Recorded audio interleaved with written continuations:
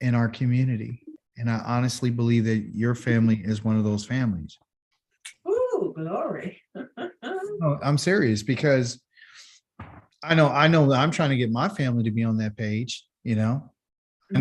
I know that I am in our community, right? I know that. That's for sure. And that's not being prideful or nothing. That's just telling the way it is. We've made an investment, you know, into this way of life. So that ain't, don't think that that's going unnoticed and Yah doesn't take note and he doesn't know. He does know. He knows exactly what it is.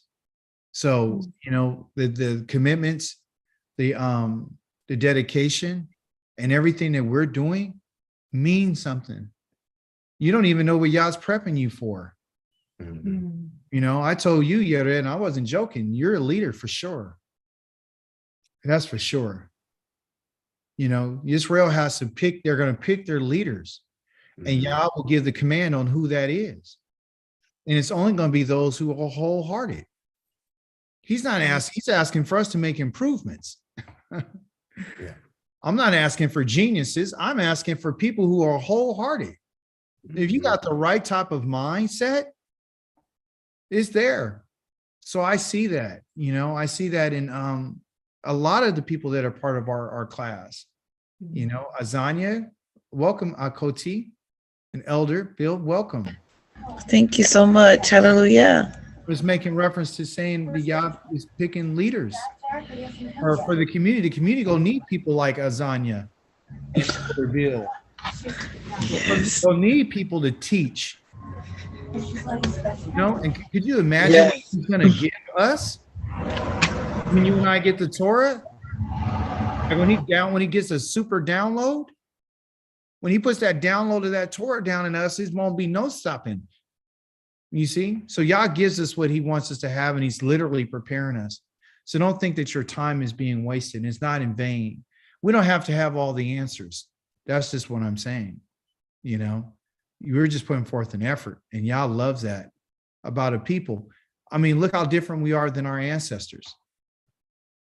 You know, they had the language, they had the culture, they lost it all. And here you and I are the descendants trying to pick up the pieces. That's what we're doing. So today we're going to go over Rule 24, 25, 26, and 27 in this chapter. Now, I don't expect us to remember a lot of this. You know, this chapter, when I read it back in the day, I don't even remember it. I don't. But what I'm getting is this is my second or third time going through it, right? So every time you go through something, you go pick up more information. Like our Torah portion, that ain't the first time I've been through Double Rim 4, 5, 6, 7, right? But I picked up something different from it this time. I saw the sanctification of Yah through the fire. Like I'm speaking you in fire because my words are purified. Therefore, my words purify you. I'm like, what? I never saw that before. Yeah. So that's why I'm talking to you in fire, okay? To let you know what it's going to be. That's how you're purified, through the words of the Holy One of Israel, the set apart one. Rule number 24 is dealing with, okay, in Hebrew, there's rules, as we've been talking about. And you might see this rule, actually, this in particular rule, form number 24, was available today in our Torah portion. When it's talking about when I read about the commandments, and it had a word called Zakor, and Zakor means to remembering, and it's going to give us an example about that, which I thought was fascinating. But at any rate, basically what this form is dealing with is, when it talks about a Makor form, you're not going to remember that name. You're not. But what it's just telling you to remember is just this kamatz right here and this symbol right here. That's all this form is. It's the wa with the dot over it, which means an O sound, okay? But in a grammatical sense, it means ing right here. It's the meaning of that. So anytime you see the word shamor or zakor or shamoa or shaloach, that means that something is ing. It's in the present tense. That's all it means. Okay. And it's saying that this in particular form, not the name, not this name accord, just the form. Okay. The form is the voweling. What do I mean by that? Let's just take it right here. You see this word as a shin, a mem, and a resh. Shem, a mem, and a resh. Here's a shem, a mem, and a resh. Well, what did they add? They added this little thing here called a kamatz, a ah sound, and then they used that after the second letter, and that's the O. So it's called sha-mor versus shamar, shamor. So sounds is what's going to let us know that something's going on. If I say sha, it's done. It's already past tense. It's done. If I say show, that means it's going on right now. Okay. So all they did was just add this and this right here. And if you notice in each one of the words that they give us, when you get this, when I send this form over to you, is going to show you. All they did was just add it right in here, right there, and little vowel point right there, and that's it. So don't waste your time trying to memorize it. Just understand when I see it, when I see this word zakor, I know it's from this word zakar. And so that O right there, which is represented by this wa and this dot over it, is an O sound. Okay. That's all it is. Okay. So that's what it's going to tell you, but it's used in several different ways.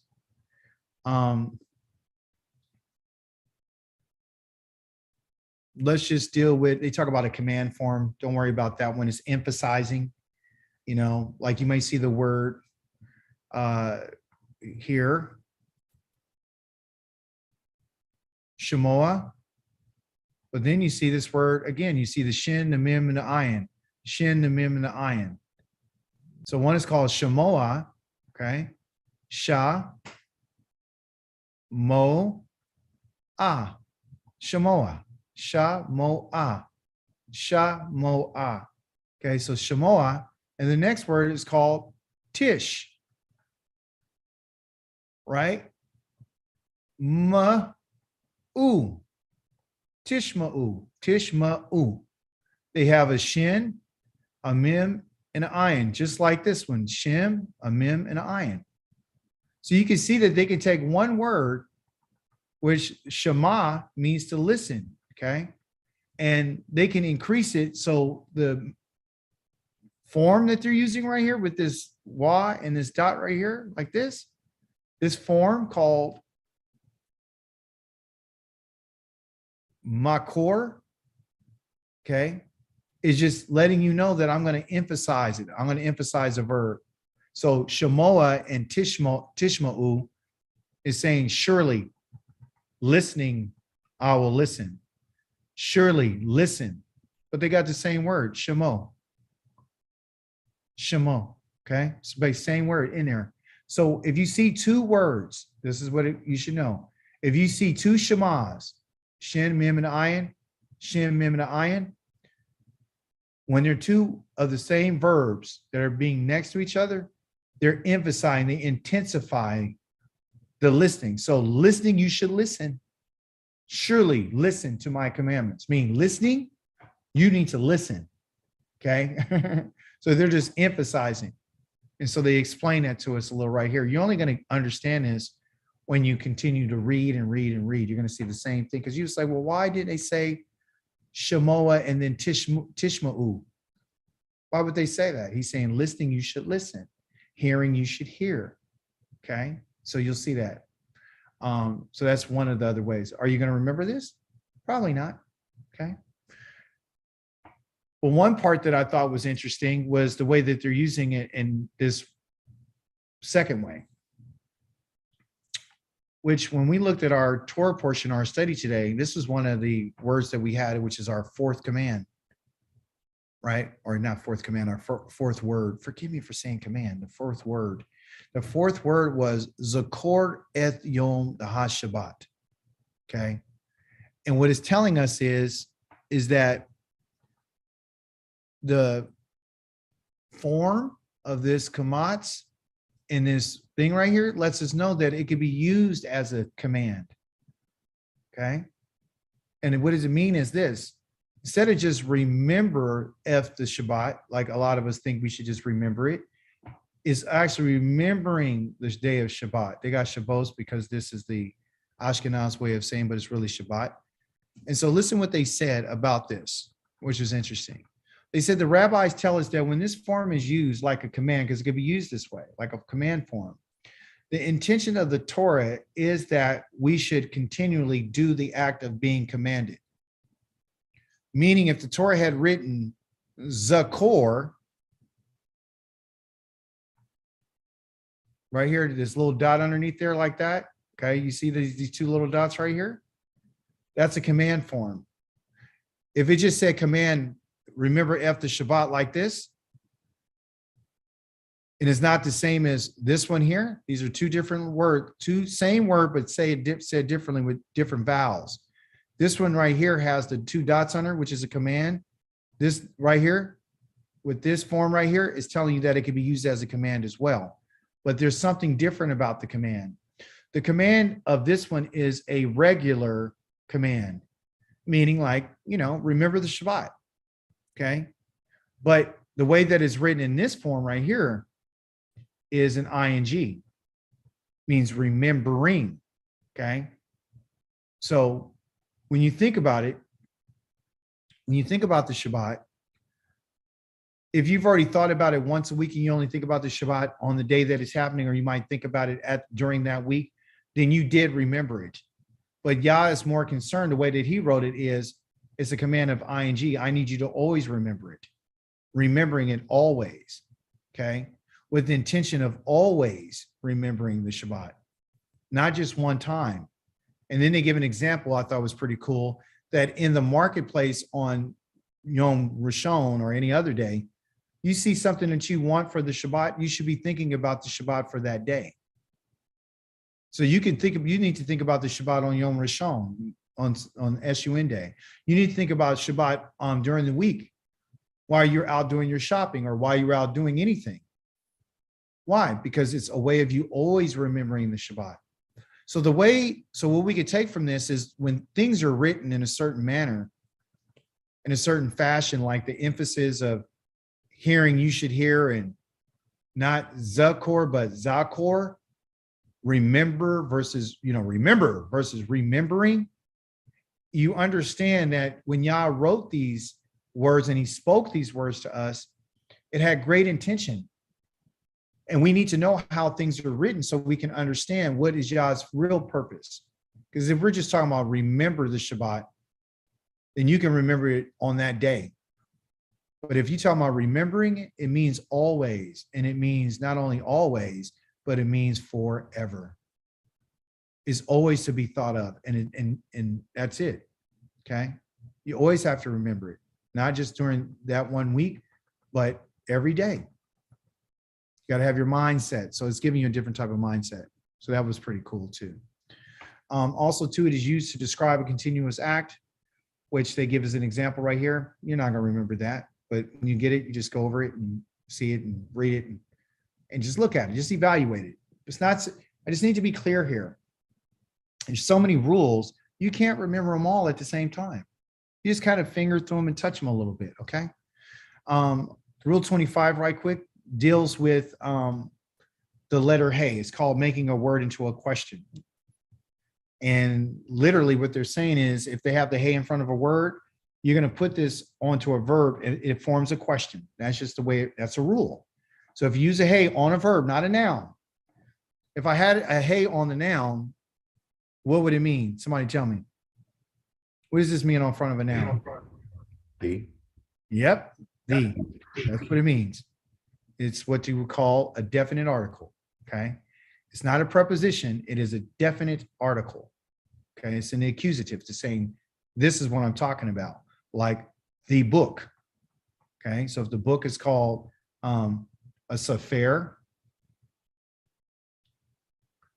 that's book. As soon as I want to say that's a book, okay, a book. But if I want to say the book, I just put a ha on there and it'd be hasefer, the book. Because you can have a table full of books, but you don't know which one it is until you put a definite article on that book, okay? Just like a lot of people like to use Deuteronomy 20:18 to talk about, I'm going to send a prophet. And who's that prophet? and they said the prophet. And it doesn't say the prophet. It says a prophet. So it means it could be any prophet. A prophet can be any prophet versus the prophet. The prophet or the prophet is one that points an arrow directly to the one I'm talking about. So again, here's another example how the hey can be used in a different way. So on vowels, on nouns, it'll be that way. On verbs, when you use the hey, it is asking a question. See, and we didn't know that. It's asking a question. Here's the example, shamar. Is it past, present, or future? Is it in the past? Is it in the present? Or is it in the future? Past, he guarded. It's in the past because he guarded in the past. How do you know it's in the past? What proof in these three letters to tell you it's the past? It's the root. Thank you. It's the root. And the root consists of three letters. And there's nothing added to the front. There's nothing on the end of it. Okay. If it does have something on the end and it made it to feminine, it said he guarded. But if I want to make it feminine, it would be what? There's a shin, a mim, and a resh. That's shamar. That means he guarded, right? If I wanted to make it she guarded, I would just throw that hey on there. Okay. So it'll be shamara. Shamara. So I feminized it. It's still in the past tense because now I just made that verb feminine because the person who did the action was a female. Okay. If I say shamar ti, right here, shamar ti, this ending right here is added to the root that tells me that I guarded. I guarded. You know your endings, you'll be cool if I put shamar nu. What did I just say? We guarded. We guarded. You understand? That's how easy this is. Okay. That's all it is. Okay. I say shamar ro. What did I just say? They. Well, that's close. If it had it right here, that'd be they. That'd be shamaru. They did, right? But it's shamaro. Oh, ro. That has to be he. Okay. Or his guarding, excuse me, his guarding. So here again, they're showing us again shalak. Shalak means he sent. Okay. And when you put the hey in front of it, it is, did he send? So just some really weird rules that you're going to come across. You said, well, I know this is a verb.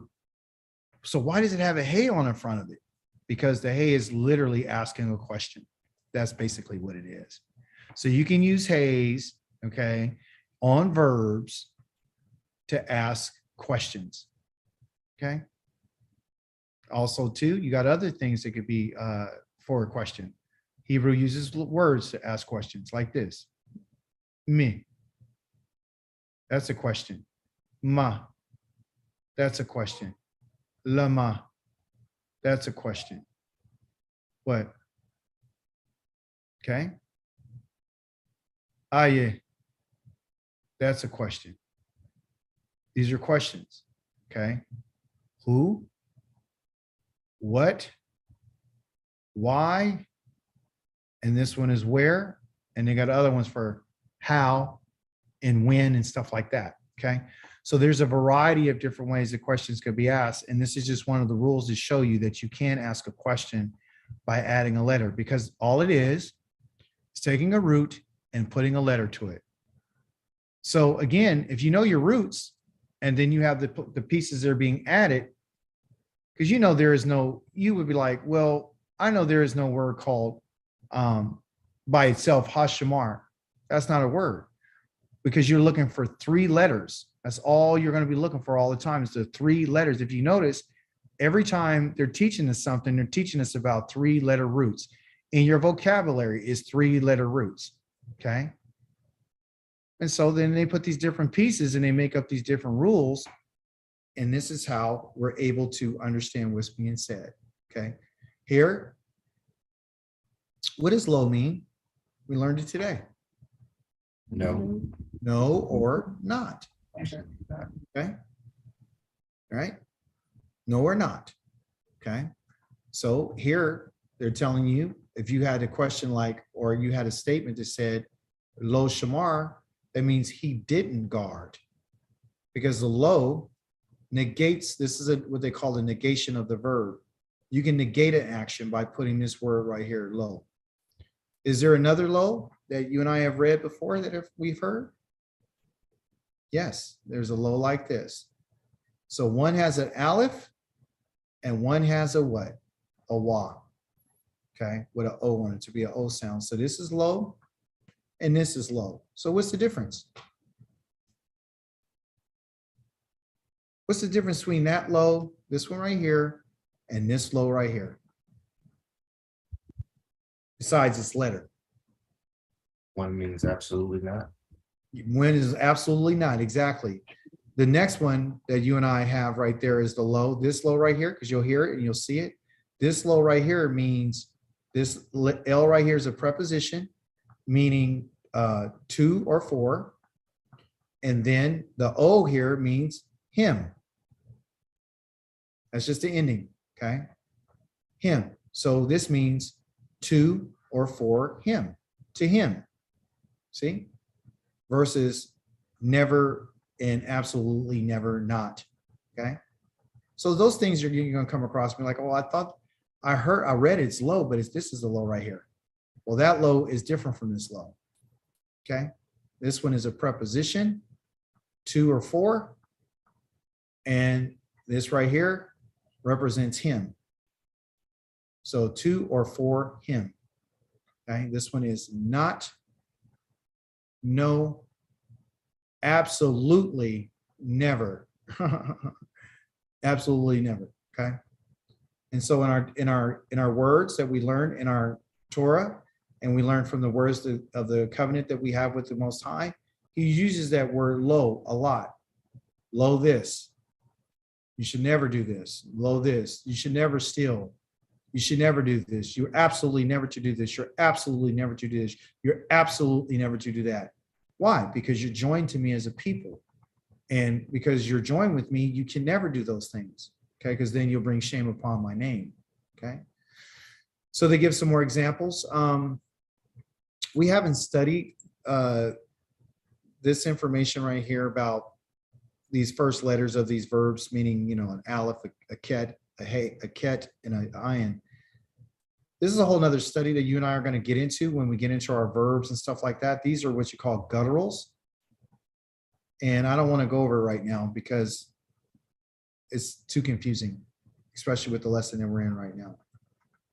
But they're just telling you in this in particular lesson that when you see these letters, the only thing you're going to do is when you put a hey on front of it, you're just going to change the vowel points. That's all.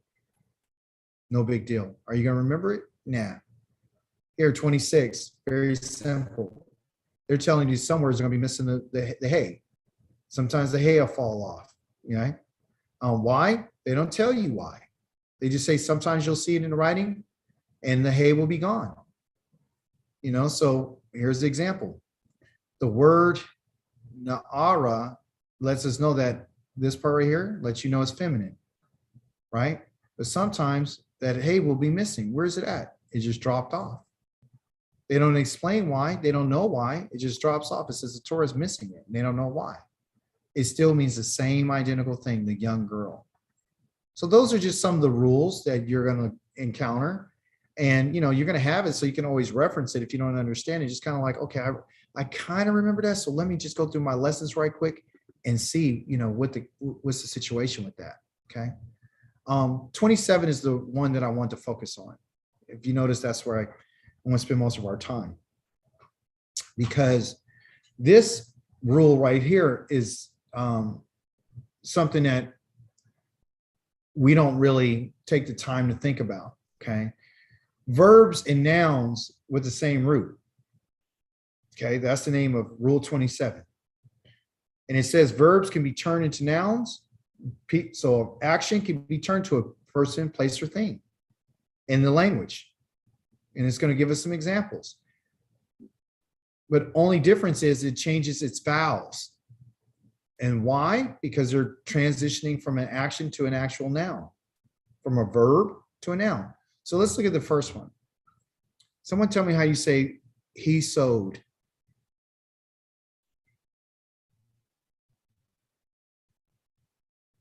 How you say that? How you see this right here? Oops. What's the first letter in English? T. Okay, it looks like a T, but it's not. It's a Z. Z. That's a Z. Yeah, it's a Zadi. That's a Zion. The name of that letter is a Zion. Okay, it looks like a little T. It's like that. Okay, but the name of it's Zion, and it gives you a Z sound. Okay, Z, as in zoo. Okay, so how do you say it now?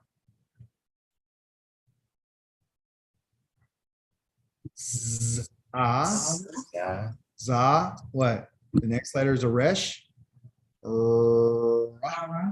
Zara. Okay. So Zara, from an action point, is to sow a what? So what is he sowing? What do you sow? See, You sow a seed. So the same word that's used for action of Zara can be the same word for Zera.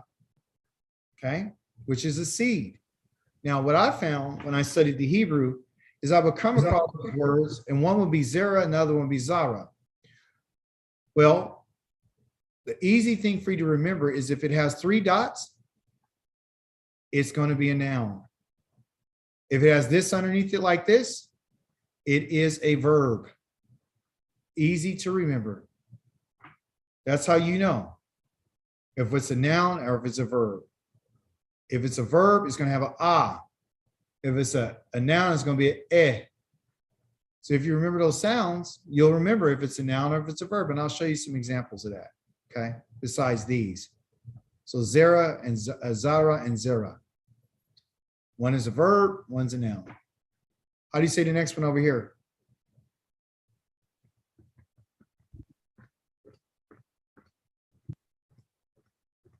Russia. Rasha. Okay, in this case, this is like something different. I never saw that one. This one is a little bit different. This one here has those 2 long vowels. This has a long and a short.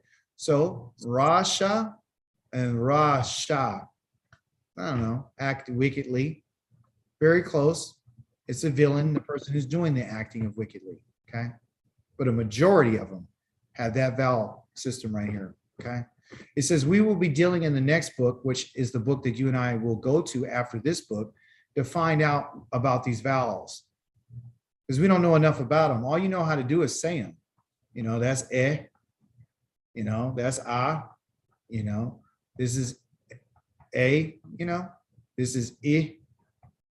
You know, for it. You know what I mean?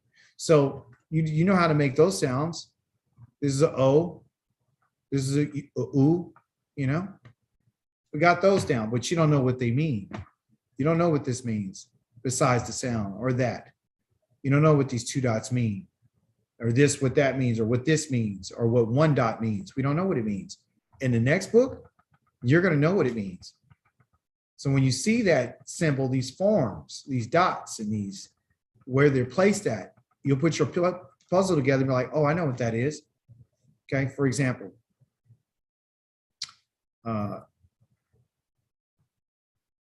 what is, somebody just tell me how to say this. A call. A call. And what does a call mean? Do you remember? All. Well, call is a call, but a call is to eat. Eat. Okay. To eat in a very simple way. What tells me it's simple is this. And what I know it's simple is because it's a sound. Ah. Very simple. Okay. I'm going to use that same root. 3 letters. I'm going to put a dot under here.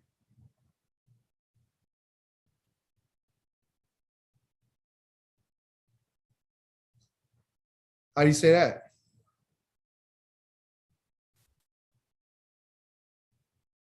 Echo. Call. Okay. So one is a ah, the other one is I. So like in it, okay? So because of that, you gotta ask yourself a question. When I say ah, and I want you to say ah, when you say ah, do you feel your throat get tight? Or is your mouth like being formed in a tight way, or your lips being pulled back? Or are you saying ah? No. Very simple, right? So make the sound ah and think about if your mouth is moving or if your lips are moving. Just say ah. Nothing moves, does it? No. Just a sound, okay? And I want you to say eh. What happened when you say eh, eh, eh? What happens to your mouth? Your lips pull, your bottom lip pulls back, eh. Your mouth expands, your lips open. There's more force, eh. You feel it on the roof of your mouth and you feel it coming out of the back of your throat. That sound lets you know that it's forceful. And from what you know about what I've been teaching you, the PL is the force.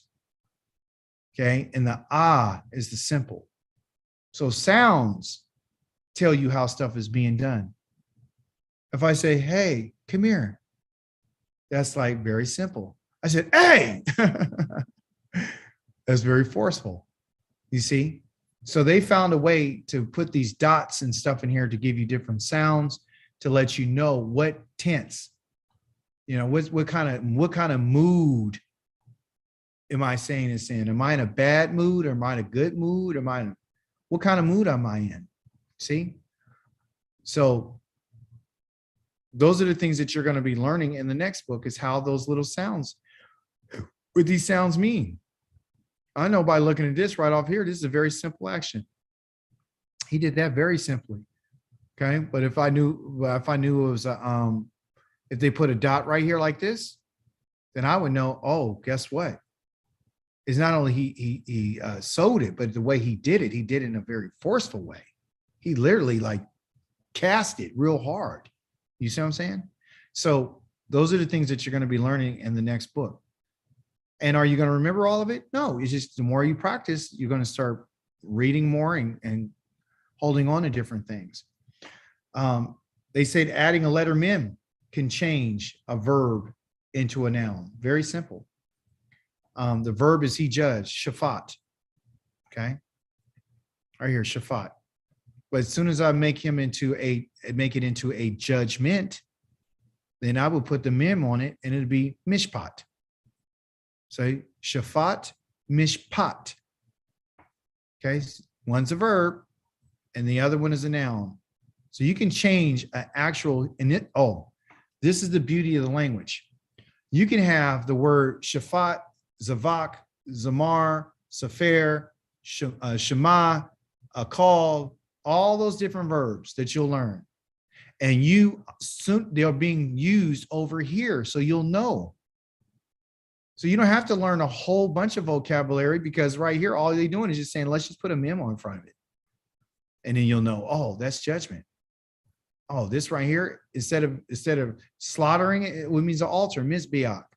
Oh, instead of it being a zamar, he's saying something, is now mizbor or zimor, mizmor, like the Psalms of David, the songs. Oh, this is he counted? Safar? No, what's mispar? A number. You see? So it has the same root and they just add an mem to it. So again, if you know your verbs and you know your vocabulary, which are the 3-letter root, you can add stuff onto the front of it and it changes it. You can add stuff in the middle, it changes it. It doesn't change the essence of the root. It just tells you how it functions now. That's all it is. Okay. That's all it does. I'll do something right quick and see if you know what I'm saying. So the shafat is he judged, and that's in the past tense. If I take this away right here and put it in a different color, I get rid of this vowel point right here and I'll put a dot over here, right here. And now it's not shafat, it's shofat. What did I just say?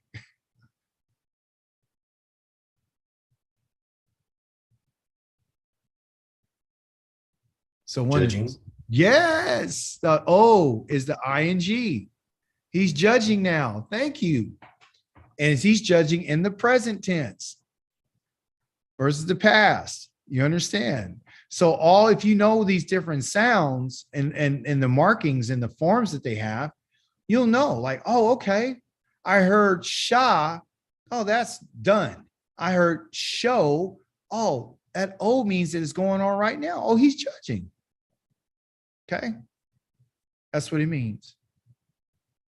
You will never get, if you'll never hear like a mishpote, you'll never hear that over here.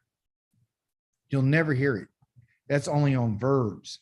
Okay. Because that's what we're talking about. You're talking about adding things to the verbs to make them change present tense, past tense, and all that kind of stuff. Those tenses are applied. Nouns are just nouns. They're people, places, and things. They don't actually do anything until you put them in a verb. See?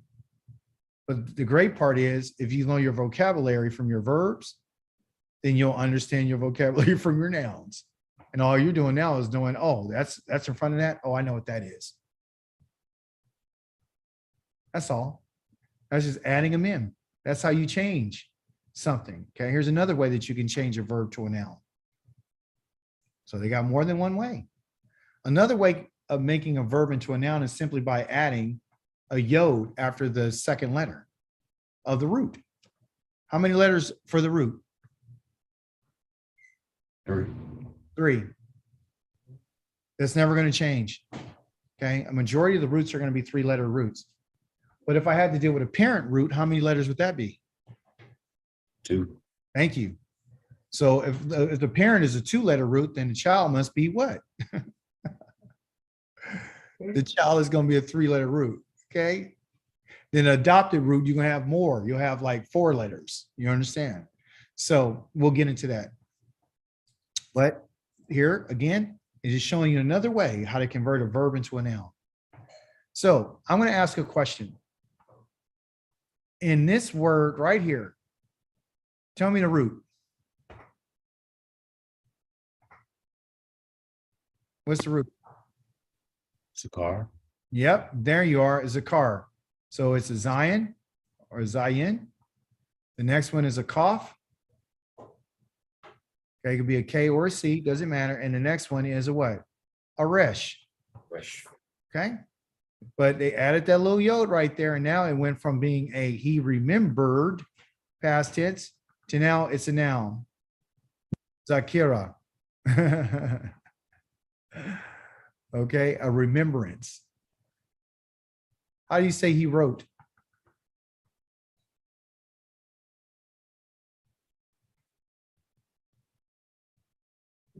A car. Okay, so go ka, th, ka, th, and then the ah again in a V sound.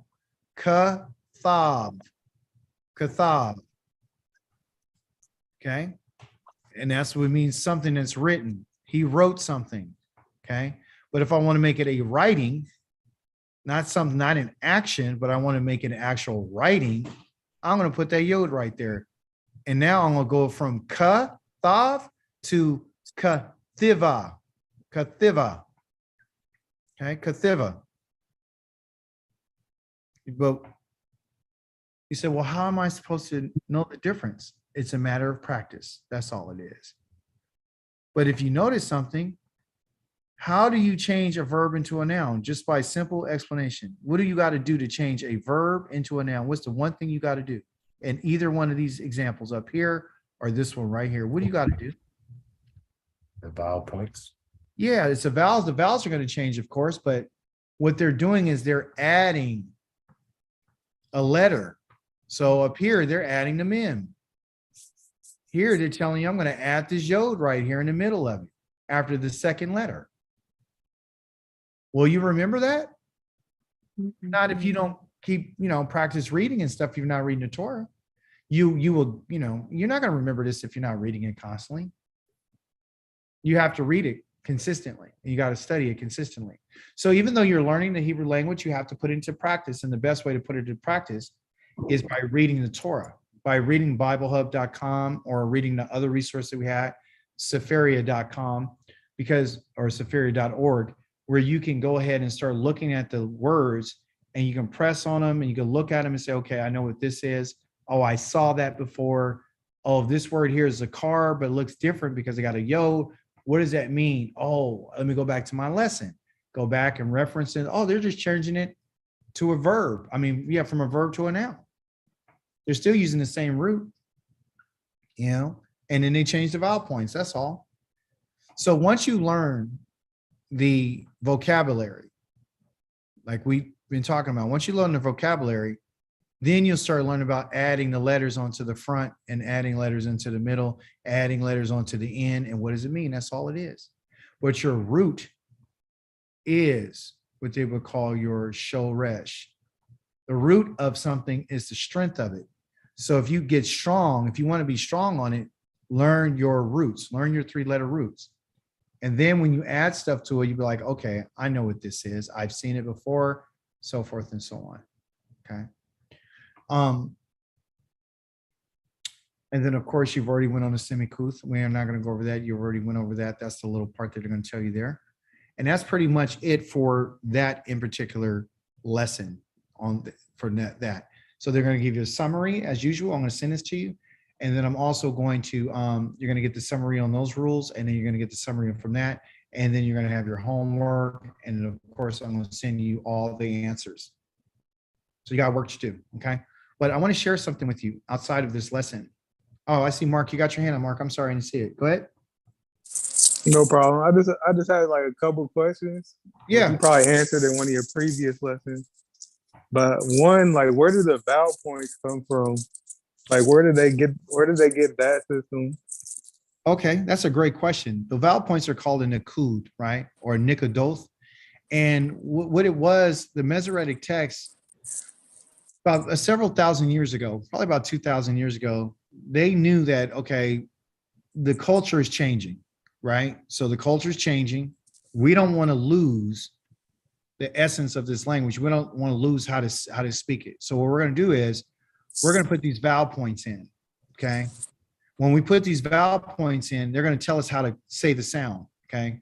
Some are going to be, you know, ahs and e and o, you know, all the vowels, A-E-I-O-U, okay? Those are the vowels. They have long vowels and short vowels. So it's literally like a system, okay? Do you need the system? No, you don't. What do you need to know? The vowel points are there to tell you what the vowel sounds are, okay? From the ancient language, okay? Could you read? I'll give you an example. Here you go. Here's the board right here. Let me just show you what I'm saying. So, yes, right. Yeah. All right. Let me see if I got anybody. All right. So what's his name right here? That's Israel. Man. Yes, it is. Okay. So, question for you. Is there any vowel points here? No. Huh? No. No. So how did you know that? How did you know that this is Yisrael? Because I know the letter. So we got Yis, and we got Ra, and we got El, right? So, okay, I'm gonna write something else for you. I'm just showing you some examples. I'm gonna put these up here. I'm not gonna put anything in here. Okay. So, what's this word right here?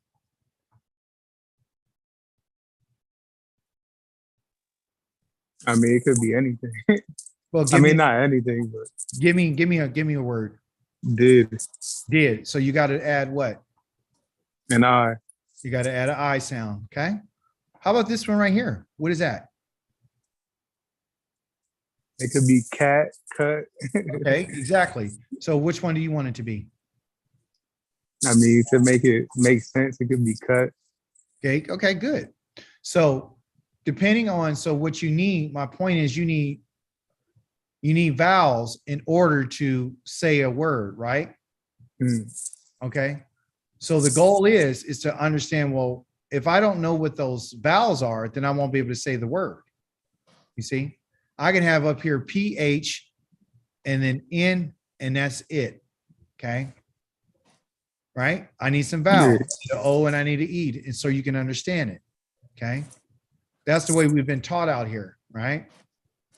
So in the ancient language, they had a certain system that, they didn't need to put vowel points. But over the thousands of years that's been going on in all the different, translations and people changing the scripts, like this script right here, meaning handwriting style, these are not Hebrew letters. Those are Aramaic letters. Okay, but they use them for the Hebrew script, right? What does it mean? Nothing. Why? Because an aleph is still strength. This is still a staff. This is still your head. This is still two teeth. And this right here is still your hand. Okay. But if I know what those sounds are, then I'm good with it. So what the writers were doing is say, well, you know what? We want to preserve this. So what we're going to do is we're going to create a system called a Nakud. And so I don't want them to forget how to say this. So I'm going to put this here. Ye. Sar. El. Yish. Or Yisrael. Put it out on the other side, forgive me. Yisrael. Okay. So they put this system here so they wouldn't lose the authentic sounds. Okay. Prior to that, what did they do? Because that would be the question. What was the language like, which is going to take me to where I wanted to go. I hope you can understand you need vowels in order to make sounds. So in my studies, I figured out that, okay, well, they needed vowels. So what was it before the vowels? What's the ancient understanding of this? Okay. So I got a lexicon and they tell you how these things are formed. I think is important for especially the people that I'm dealing with when we get to that point. Okay. I want to show you about the vowels. I think it's on page 35. I'm not mistaken. All right. Yeah. I think 35 or 37 tells me about my vowels. Oh, here you go. Okay. All right. Hopefully you can still see my screen. All right, here you go. It's not showing the screen. Oh, it's not? No. Okay, so thank you for that. Let me see if I can bring it up right here. Okay. Let me show you right here. And okay, you can see my screen now, right? Yes. Yeah. All right, so listen. Listen is very carefully. You're going to tell us a little bit about vowels. Okay. So there are 4 Hebrew letters that double as consonants and vowels. That means they're letters and they're vowel sounds. Okay. And they're going to tell us what 4 letters are the vowels. So people say, well, what'd you do before you had the Nakud system, before you had the dots and you had the I and you had this and you had the 2 dots and you had the 3 dots? And what did they do? Well, they're going to tell us. The 4 Hebrew letters, there's 4 of them that operate as a letter, which is a consonant, and operate as a vowel, depending on where they are inside of the word. They are the aleph, okay, which they got here, the ancient of the bull or the ox, okay, which is the modern language is the aleph, this one. That's what they use. The reason why they use this like this is because these little things are the horns. If you notice right here, here's a horn and here's a horn. But over time, you said, well, let's just change it and make it go from to that to this. It still looks like the 2 horns on the side of that. So that's why they use that, okay? So the first letter is an aleph. The ancient is called an al. It's an aleph, okay? That can be either a consonant or it could operate as a vowel. The second letter is the hey. The picture graph is this man with his hands up, meaning behold, look at something. Hey, that's right here, the hey. Okay, so that could be a vowel. The next one, this is a tent peg, which is called the wa. Okay, so the wa looks like this. Okay, and the last letter that they use for a vowel is the yod, right here, which they call a yud, the yod. Okay, so these are the modern way that it's written. Okay. These over here are the ancient way that it was written. Okay, and then it gives you just a little bit more information about That when I told you, I said, well, I didn't want to go there yet because we're going to be dealing with the gutturals and the glottal stops and silent pauses and the vowel sound of A. And okay.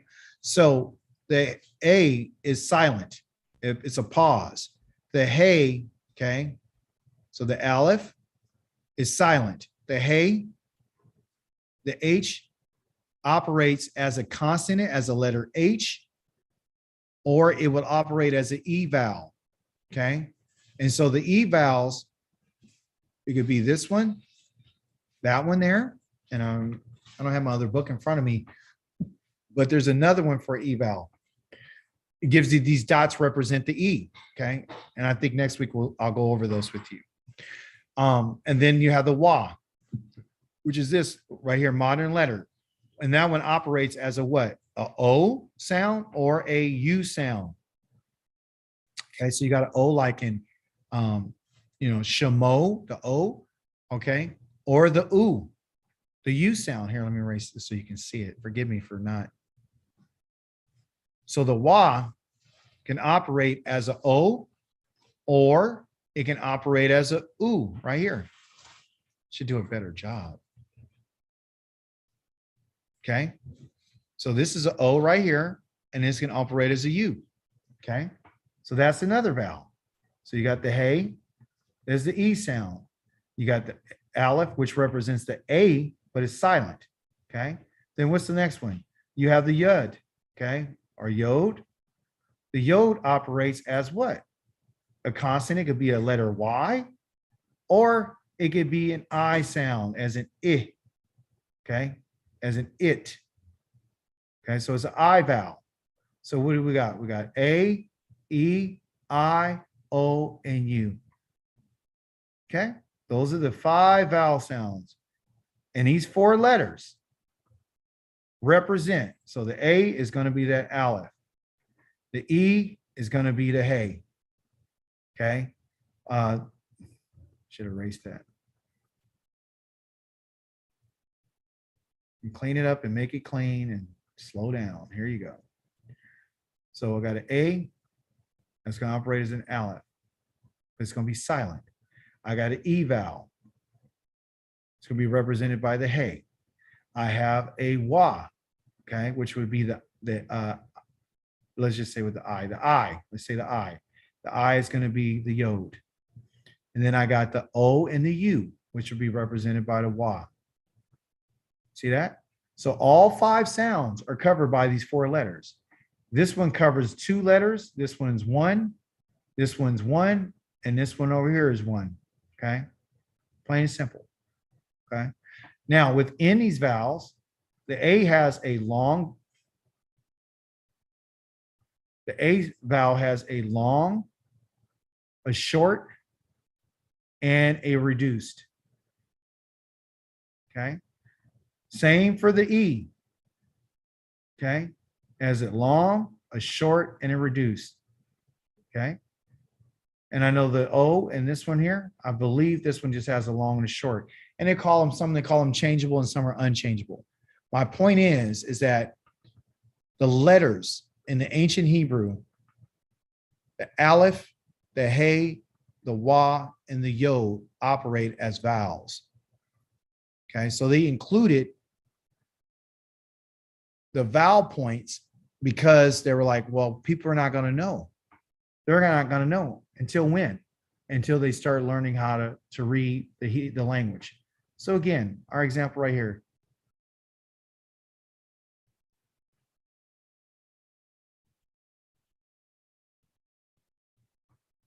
Question. Is this first letter right here a vowel or a consonant?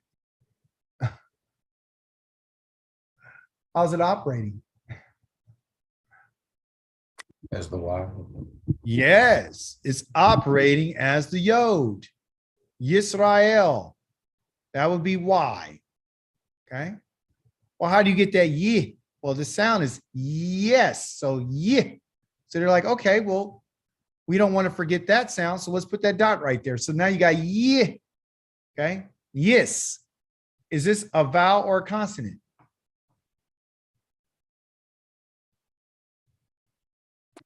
Consonant. It's a consonant. Okay. So that's your S. Okay. S. Okay. So they said, you know what? We don't want to forget how this is sounded. So guess what we're going to do? We're going to put a vowel point under it. Actually, this goes right here, schwa. We're going to put a schwa under it. Yes. Okay. Is this a vowel or a consonant? Consonant. It's a consonant. It's an R. Right? So we don't want them to forget how we know how to say Yisrael, but they don't. So let's protect it. So we're going to put this in here. Okay. That ah sound. Okay. Finally, is this a vowel or is it a consonant? Vowel. It's a vowel. Exactly. You understand? But it's silent, right? Remember, it's silent, so we don't say it, right? But we have to know that in order to pronounce this word that we know that we don't say just yes and then ra and then that's it. We got to make sure they understand it. So let's put those two dots underneath there. Okay. All right. And then here it is. They're using this right here as that E. When I told you I forgot what the E was, that's the E. Those two dots are the E vowel. Okay. And then finally, is this a vowel or consonant? Consonant. Consonant. That's where you get your word Yisrael. Okay. So there's a lot of different words in the Hebrew language that they know that you and I don't know how to sound, but they did. And so they put it in there to protect it, the integrity of the language. Okay. There's another explanation. I don't have it in front of me, but some scholars have given their, their take on it and the reason why, which is very similar to what I'm saying, because that's where I got the information from. Okay. So that's what it is, right? Now, I'm going to show you something that's even better than what I just showed you. Let me show you what's really great. Here it is.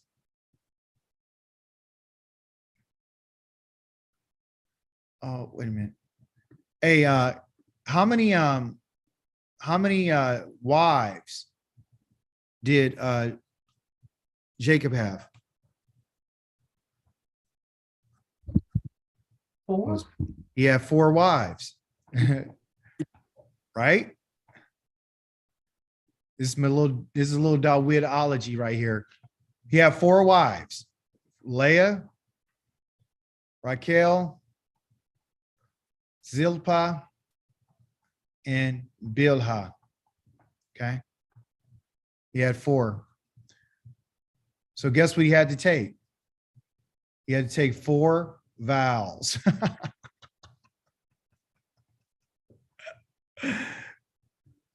Not vowels, but 4 vowels. Okay.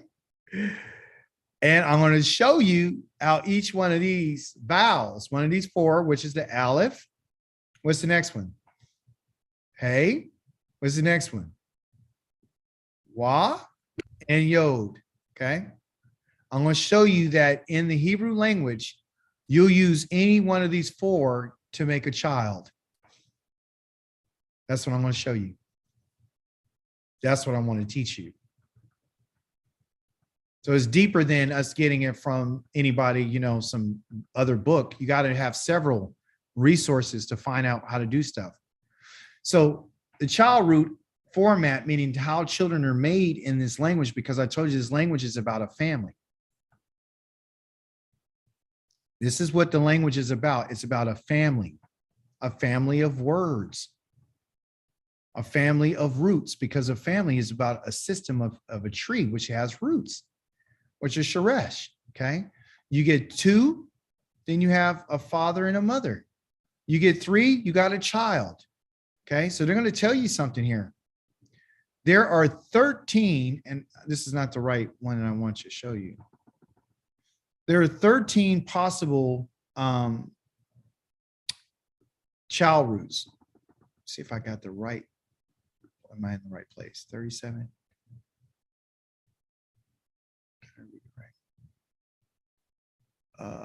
Let's see. Reconstruction of the roots, conjugations, syllables and vowels. They don't tell you how many are there. 44. Okay. That's how to make them. Okay. That's how you make the children. All right. Okay. So it must be a little further ahead. All right, I'll find the page, but what it is, you guys, there's 13 of them. All right. So this is 1, 2, 3, 4, 5, 6, 7, 8, 9, 10, 11, 12, 13. Okay. Any parent, which is a 2-letter root. Okay. That's a parent. There's 2 of them, okay, can have a child. A child is a 3-letter root. The root is 3. The parent is 2. Okay, mother and father, child. Put the mother and father together, they have a child. What's beautiful about this family is that each one of these children are identified, okay, by their letter. And one of those letters will be either an aleph, a hey, a wa, or a yod. Okay. And the way that it's set up is, according to this, is this. I don't want to read all this because it'll get you confused. I just want to tell you what it is. Okay. Don't worry about this right now. But okay, it's for, well, they did say adding. They're adding one of the 4 consonant vowels within the root. I just told you that. Okay, so for example, let's look at the first child. The first possible child is going to be recognized as formatted as letter B. Okay, letter B will tell you that the father is the Dalit. Excuse me, the father. I don't. They got it going from. They're reading it this direction. Okay, so this is a little confusing, because it's supposed to be read from this direction in Hebrew, okay? But he's explaining it in English, so we're going to read from this direction. The letter G, let's just say letter G is the Gemil, and this is the Dalit, okay? So we got the Gemil, and we got the Dalit, okay? That's the first letter. Gemil is the G, and the Dalit is the D, okay? Now, the first child that they can have, okay, so this is the father. The first letter is the father. The second letter is the mother. That looks crazy because you say, oh, M is masculine and F is feminine. See how they reverse that? Okay, so the first one here is the father. The second one is the mother, okay? This is the mom, right? What they're going to tell you is this. In any format represented by letter B in their code, they're telling you that here's the father, here's the mother, and then the daughter will be exactly like the mother.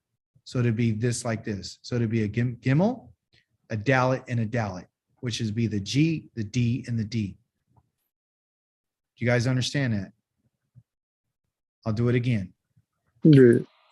The father and mother is the first letter is the G, which is the Gemil. The Dalit, which is represented by the letter D, is the mother. According to the rules of creating children in this language, they can, if they're going to have a daughter, she's going to be born first. I'm just using terms that you can understand. She will be exactly like her mother. So that means that these two will always be the same. So I have a Gemil here.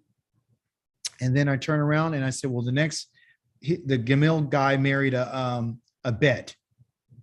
He married a Bet, right? And then they had a daughter. The daughter will be just like the mother. Okay? Are you with me? Like, you know, Yeah. that term that says mother like daughter? That's true. Father, mother, and if I said it's going to be a daughter, the daughter would have to be a Dalit, exactly that way. If it was a Gimel, and this was a samak, what would the daughter be? The same thing. Be the same thing. It's a samak. If the father is a tav and the mother was a dalit, what would the daughter be? The Dalit. She'd be a dalit. You understand? Now, that's the 13th child. And what I mean by that is this. Jacob had how many sons? 12. He had 12 sons, okay? And he had how many daughters? 1. 1, 13, okay? So this is not something that anyone's teaching. This is something I've discovered. What's going to make a lot of sense to you, okay? So he had 12 sons, right? And he had 12 sons by how many women? 4. You have 4 women, which you and I have 4 different vowels that we're using. So here's the one, here's the second one, here's the third one, and here's the fourth one, okay? If I want to make any sons with any of these women, okay, I have to take one of these vowels and include it in our word. And here's the point. Should I show them that? No. Okay. Say that this A right here is an aleph. Let's just say that in line number C. The father's still the same. Letter G, which is what? A gamil. The mother's a what? She's a dalit. Okay. If I want to make a child with her and it's not a girl, a daughter, because the daughter and mother got to be the same. If I'm going to make a child with her and it's a boy, right? He's an aleph. I put him right here. Okay. So here's the G, the D, and then the A in the aleph. Okay. Right? You see that? Look at line number D. Where's the aleph at? Is it at the end? In the middle. It's in the middle. So here you go. So let's do the father again. Father, Gimel, Aleph, Dalit. Okay. I want to make another child with her. It's a son again. I'm going to have the Gimel. Excuse me. I'm going to have the Aleph in front now. Now you got the Gimel, and now you got the Dalit. So what position does the Aleph go into? It could be in the last, at the end, it could be in the middle, or it could be at the front. You understand? Let me show you another example. That's just telling you how it's formatted, the child root, what the format is. It's a little confusing sometimes, but let me show it to you. All right, let's take this word right here. The first word that we have is called a father. Okay, Av. Look at it this way. The first letter is an aleph right here. The second letter is a bet, correct? That's a parent root. Av, to stand, a pole, okay? If they're going to have a daughter, she's going to be a what? She's going to be a bet. So look across. What do we got? B right here. Aleph first. That letter right there doubled. Okay, so if there's ever going to be a B, okay, it's a doubling of the second letter. Okay, so they were able to do that. So the child is very similar to the parents. They mean identical. The mother and daughter are just alike. Okay, but if I'm going to add another child, I'm going to go. They don't have any D's. Where's the D at? So you got A right here, overall what it is. You got B, right? So here's the parent. Here's the child, first child root. Where's C at? No child, they don't have it. Where's D? Where's E? Where's F? Where's G? Where's H? They don't have it, but they got a J. And so what they did with the J is they took this vowel, this Y, and stuck it right in the middle. Okay. So depending on, if you go back now, I want you to remember this. If you go to J, if we go to J right now, just remember the letter J. If we go to the letter J, and we go right here to this designation, right here, this format, this W right here is really the wa, and it's put right where? Right in the middle. What am I saying? You could put the aleph in the front of something right here. Excuse me. You could put an aleph right here in the front. You could put the aleph right in the middle, right here. You could put the aleph at the end. The next one over here is the what? The hey, right here. You could put, this represents the hey. You could put the hey in the at the end. You could put the hey in the middle. You could put the hey at the front. The reason why it's confusing is because the way he wrote this, he's writing it this way when it should be, to understand it, is this way. That's why you're getting confused, because you're like, I don't see what you're saying. Nah, I still got it. It makes sense. Okay. These W's right here, what does it represent? The wall. The wa. What does the H's right here represent? The hey. What does these alephs right here represent? That's the aleph. So that's the aleph right here. This represents the hey. This represents the wa.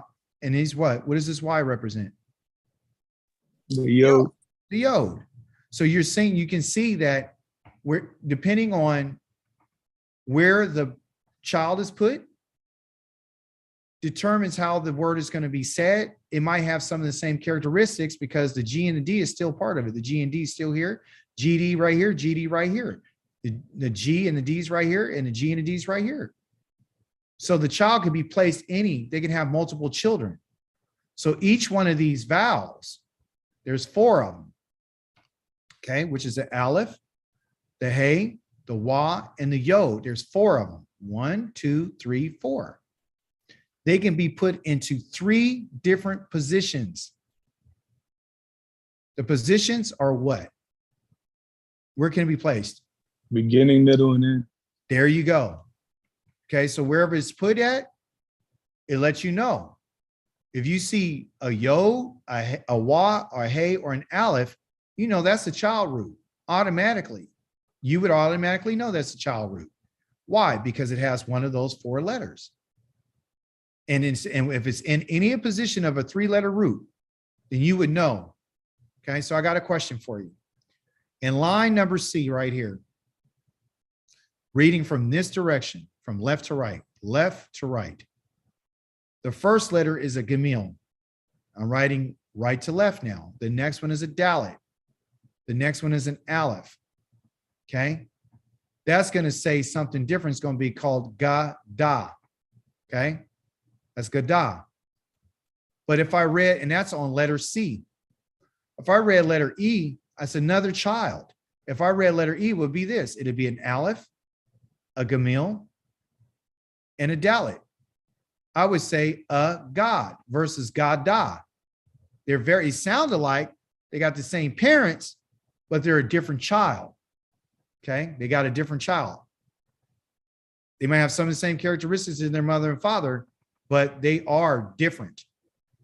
Okay, they function a little bit differently. Your child might have some of your characteristics.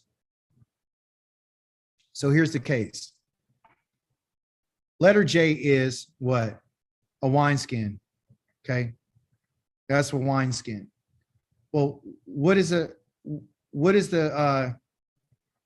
let's see here. Where's that? That's not a good example. Let me see if I can find a better example for us. All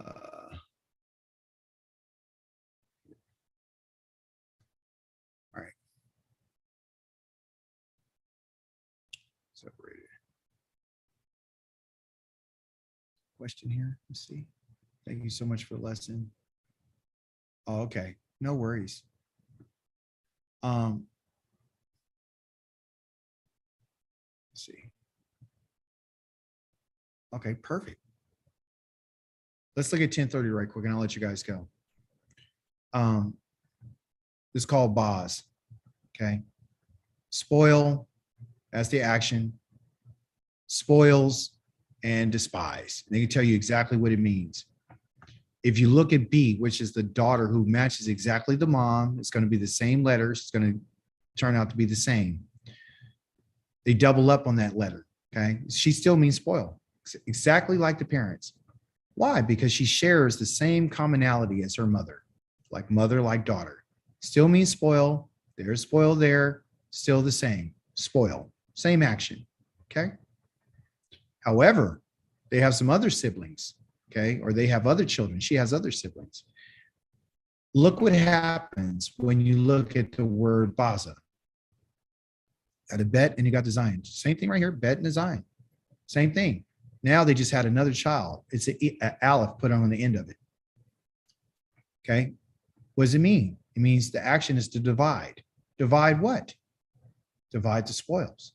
They got the same kind of characteristics, but it functions just a little bit differently. Okay. So baza. Okay. Now look at H. Well, what happened to H? Well, what's the H? The H is a hey. So now they got a child with the hey letter or the hey vowel. It's right here. What's the difference here now? Oh, this one here, the action is to despise. Well, this action is to divide, right? And it means to treat something as spoiled. So where are they getting this idea of treating something spoiled? Because they got it from their parents. Their parents, it means spoils. So some of their kids are going to divide the spoils. Some of their kids are going to be despise things, treated as a certain way. You got to look at this as a family. And then that's a hey, baza. Okay. Well, look here. You go down. What do you have? You got all these other additions. Well, instead of the hey being there, look, they put another vowel in here, which is the yod. A wa. They put the wa right there in the middle. So the wa could be on the end, the wa could be in the middle, the wa could be in the beginning. It's right there in the middle. What does it mean? Again, action is despised. Why? Because it shares the same function as the parents. But now they're saying to treat something spoiled if no longer of any value. So this is how they share roots. Okay. So you can have baza, you can have booze, you can have boozy, you can have all these different words, and they all share a same common root, which is their parents. My point is, how would you know that it's a root?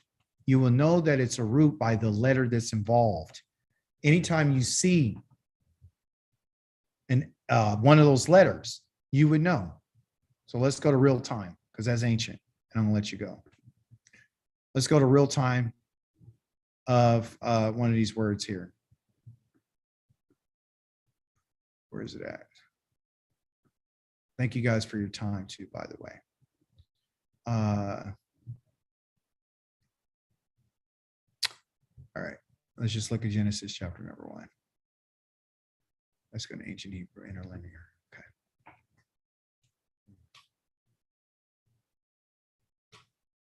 Good question for you. It's right here. It was one of our words today. Okay. So if I said, look at this word right here, who's the parent? I can't see you. Oh, wait, there it goes. Who's the parent?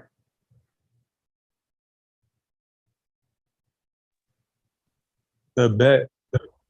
Bet Naresh. Who's the child? The aleph. Yes. Do you remember our lesson today? I told you that the word bar means to be for grain. And to what? To do with grain, to feel. So when he talks about that he created something, there is no word created in Hebrew from our agricultural perspective. It means that Elohim filled the earth. He filled the heavens and the earth with everything that he made. It's not create, he filled it. That's what bar means. You understand? That's the parent root. If I look up this word right now in the Hebrew, bar, right here to prove my point. Okay, that's called bara. Well, where does the bara come from? See, what happens, you guys, is they don't teach you the ancient, they teach you the modern. Okay, so look what they said, to shape and to create. That's what they said that this word bara means. That's what they said, right? Let's look at it from a Hebraic perspective. Where'd it go? Where did I just have it? Where's it at?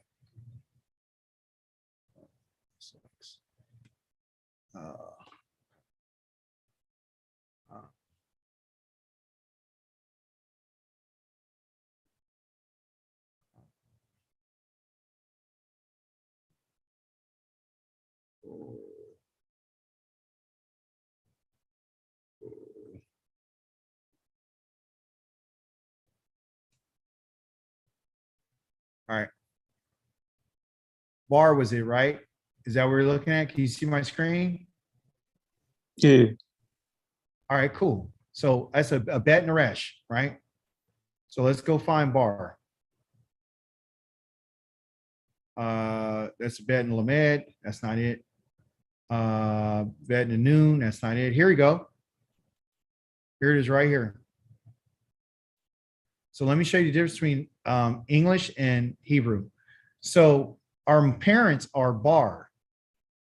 Here it is, bet and a resh, okay? And bar means to feed. Feed what? Grain. That's where it comes from, you know, house of grains, house of family of heads. We went over that today, okay? So check this out. Now that I understand who the parents are, I'm going to go find the aleph and see where the family is. All right. So, okay. So what do I see? I see the bet. Here's the bet and the rest, page number 72. I don't want that. Page 73. There you go. Where's it at? I'm sorry, you guys. This is getting a little wild. Here you go. All right, here you go. Going through the thing here, where it is. Bar, here's the daughter. She looks just like the mother, a resh and a resh. That's not what we're looking for. We're looking for the aleph, aren't we? Oh, it's right over there. Here it is. It's E. The position where it lands is right here. Okay. Here is a bet, a resh, and an aleph. The bet, a resh, and an aleph called bara, the same word that's in Genesis chapter number 1, verse 1. The action is to feel, not to create, to feel. What's the concrete? To make fat. By what? By the grain. So you're going to feed the grain to the livestock, and then when you feed it, you make it fat. So when it says that Elohim had created, he bara, he filled the earth. He made it fat with richness, with waters, with mountains and streams and the heavens. He filled those with the shamayim, with, you know, the sun and the moon and the stars. He filled it. And that alone just changes the whole meaning. Yes, it changes the whole meaning, right? So that's what it is. And guess what? You can see if they put that aleph. Oh, you're welcome. Thank you. If you see right here, they put the aleph, instead of the aleph being at the end of a word, it's right here in the front. Now it's called a var. Why? Because now it's talking about something flying, like a wing. The action is to fly, concrete's a wing, and what? The fowl of the air. And what do they feed it? They feed on grain. Therefore, they become strong for a long flight. It has to do with food. You see? So those are the connections. If you and look, and here they took the aleph off and they put the hay. So I know that this is the same bar right here for the parents. They put the hay, now it's called haver. Haver means to divide. Divide what? And they'll tell you divide the meal or divide the this or divide that. You see? And that's how it is. I just wanted to share those things with you. We'll go more over that. I'm just trying to let you know that there's more. There's not just this modern Hebrew. There's this ancient understanding that has to do with the grain and the food and the agriculture. And if you understand how those vowels work and you understand where they are, as soon as you look at a word, you'll be like, I know that's the parent. The parent is these two letters. That's the child. That's the child right there in this verb. I know what it is. Okay.